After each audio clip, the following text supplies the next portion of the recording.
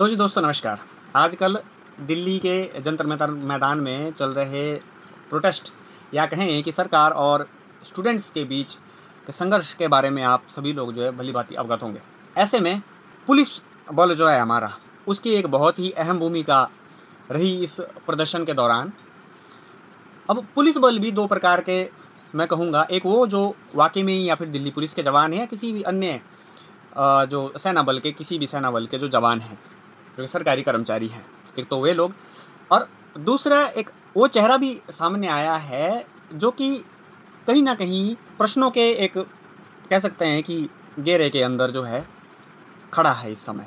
वो चेहरा है उन कुछ वर्दीधारियों का जिनकी के ना तो नेम प्लेट लगी हुई थी, ना कोई आइडेंटिफ़िकेशन का कोई और साधन और बहुत से लोग उसमें ऐसे थे जो कि बिना वर्दी के भी सिर्फ़ लठ लेके जो है घूम रहे थे। लठ लेके सिर्फ़ घूम ही नहीं रहे थे, अपितु उन्होंने जो है लठ बरसाए भी। तो 2 प्रकार के जो है पुलिस जवान इसमें हमें जो है पुलिस के जो अधिकारी है या फिर सशस्त्र सेना बल के जो अधिकारी वो हमें देखने को मिले। अब जो बिना आइडेंटिफ़िकेशन या बिना वर्दी के उनकी बात ना करते हुए सिर्फ़ मैं उनकी बात करूँगा जो वाक़ई में ही या तो फिर सेंट्रल गवर्नमेंट के अधिकारी हैं या फिर जो दिल्ली गवर्नमेंट के अधिकारी हैं, यानी कि जो सरकारी अधिकारी है उस पुलिस फ़ोर्स में, उनकी ही बात करूँगा। आप लोग एक बात सोचिए कि जो सरकारें हैं, वो मुश्किल से 5 साल के लिए या हद से 10 साल के लिए ये सरकार कंटिन्यू 15 साल चली या फिर 20 साल के लिए चलेगी। सिर्फ़ इतना ही कार्यकाल होता है किसी भी सरकार का, किसी भी मंत्री का।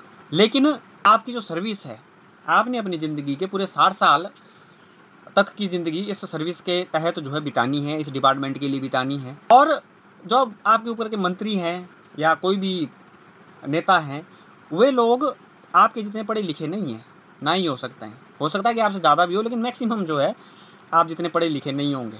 आपको एटलीस्ट वो डंडे बरसाने से पहले, लठ बरसाने से पहले या उनके ऊपर आंसू गैस के जो प्रोटेस्ट कर रहे हैं बच्चे, उनके ऊपर आंसू गैस के गोले बरसाने से पहले एक बार विवेकपूर्ण तरीके से ये सोचना चाहिए कि तो उस तरफ जो बच्चे खड़े हैं, कहीं न कहीं वहाँ पर आपके बच्चे भी जो खड़े एक टाइम पे हो सकते हैं।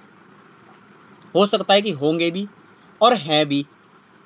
अधिकारी इस तरफ है और अधिकारी का बच्चा और अधिकारी की बीवी उस तरफ प्रदर्शनकारियों में खड़ी है।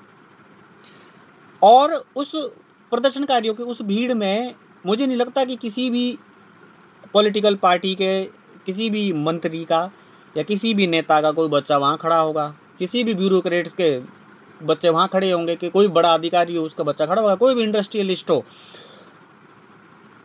कि उसका बच्चा वहाँ खड़ा होगा।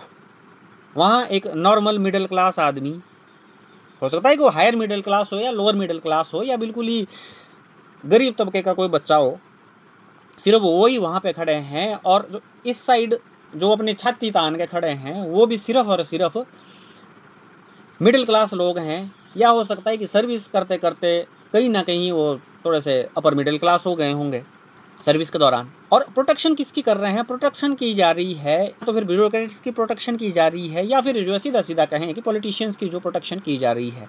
खून किसका बहेगा? खून हमारा बहेगा, खून आपका बहेगा। मरेंगे कौन? या तो हम मरेंगे या आप मरेंगे। और राजनीति की मैं एक बात बताऊं कि राजनीति जो है वो सिर्फ ऊपर उठना जानती है। कोई भी राजनेता है वो सिर्फ ऊपर उठना जानता है। उसके पैरों के नीचे आपका सिर आए, आपके बच्चे की लाशें आए, आपके बच्चों के भविष्य आए, उनसे इस चीज़ को कोई जो है फ़र्क नहीं पड़ता है। सीधी सीधी बात है। तो आगे इस बात का ज़रूर एक विशेष ध्यान रखें कि कहीं भी अगर इस तरह के जो प्रदर्शन अगर होते हैं तो सुरक्षा बलों, क्योंकि सबसे पहला जो सामना किसी भी प्रदर्शनकारी का या किसी भी इस तरह के जो प्रदर्शनकारी हैं, किसी का भी अगर सामना होता है तो सबसे पहले सामना होता है सुरक्षा बलों से। तो इस तरह के जो अगर प्रदर्शन होते हैं कहीं, तो सबसे पहली अपील मेरी सुरक्षा कर्मियों से ही रहेगी कि कहीं ना कहीं अपने विवेक का इस्तेमाल करें और कोई भी कार्रवाई करने से पहले, किसी का सिर फाड़ने से पहले ये ज़रूर सोचें कि ये भी किसी का बच्चा है, या फिर जो भी प्रदर्शन कर रहे हैं ये भी कहीं ना कहीं मेरे बच्चों के भविष्य के लिए भी ये लोग जो है प्रदर्शन वो कर रहे हैं। सिर्फ आदेशों की पालना करना ही आपका धर्म नहीं है, उसके अलावा भी जीवन है और सही और गलत में फ़र्क करना ये सबसे ज़्यादा ज़रूरी होता है। आशा करता हूँ कि आपको बात समझ आई होगी। धन्यवाद बहुत-बहुत।